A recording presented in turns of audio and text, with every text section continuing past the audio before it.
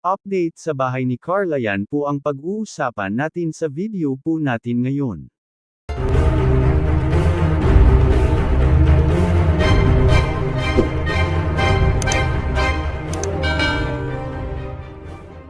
Bago po natin simulan ang video po natin ngayon, binabati ko po kayo ng isang mapagpalang araw at salamat sa pagdalaw.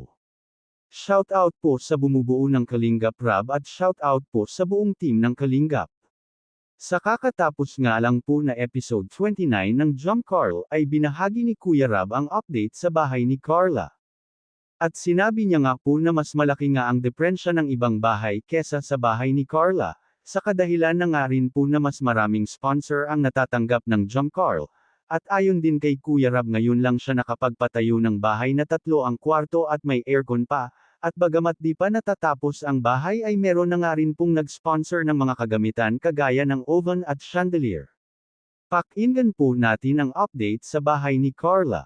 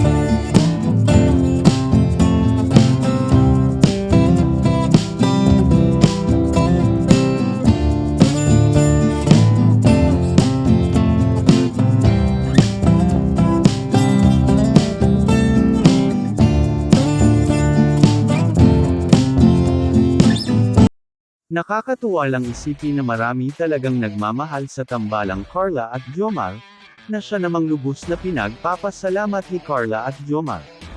Ano pong masasabi nyo sa video po natin ngayon? Please leave a comment below, at pag-usapan po natin yan sa susunod na video. Maraming salamat po.